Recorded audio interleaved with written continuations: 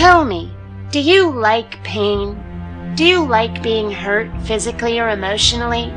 Is it okay to be lied to? Do you like having your property taken from you against your will? Do you think you'd enjoy being forced to have sex by someone or at a time not of your choosing? I don't know very many people who would. Most folks would find such situations anything but desirable, and it's reasonable to assume that you're one of them. Well, if none of us would like those things, we'd like to see them prevented, wouldn't we? Can you imagine what the world would be like if people were just allowed to hurt each other, to rape each other, to steal our belongings, or to kill us? If they never faced any kind of penalty for it? The world could never function like that. It would be anarchy. Nobody could ever get anything done. Their tools and equipment, their houses, they'd all be stolen or on fire or something.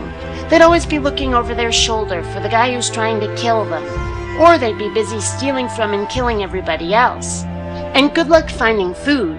Nobody could grow any in a world like this. And good luck holding on to it if you ever got any. That's not a world we want to live in, is it? So what do we do about it? How do we make the world a place we'd like to live in? One that's safe and comfortable, where we don't have to be afraid that our neighbors are going to prey upon us all the time. The solution is obvious, really. We all agree that it's in our best interest to not do those things, and we stick to that. We come up with rules that keep us all safe, and if anybody starts hurting us or others, we catch them and we punish them to restore order and maintain prosperity. Sometimes the punishments are legal, sometimes they're social, but there are consequences for being mean to people.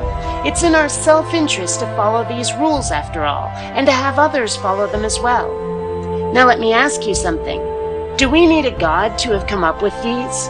Are we that deficient in logic, reason, and a sense of self-preservation that it is beyond us to come up with these ideas to uphold the collective good?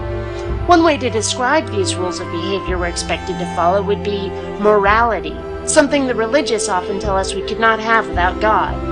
Oh, there are some things which people have decided are moral issues which have nothing to do with not hurting people against their will. Then I suppose you might need a God, real or fake, for that. But are those really morals anyway? And even if it is true that a God gave us our morals, it is demonstrably false that we need God to have thought them up. Unless you're denying your own sense of self-preservation, unless you're claiming to be a suicidal, homicidal, selfish masochist. Are you? I hope not.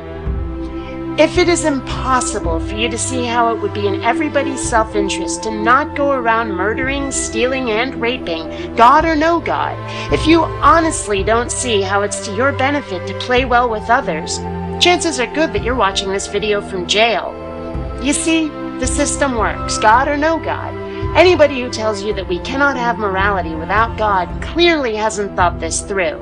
Don't be like that. Don't run on automatic. Please. Think.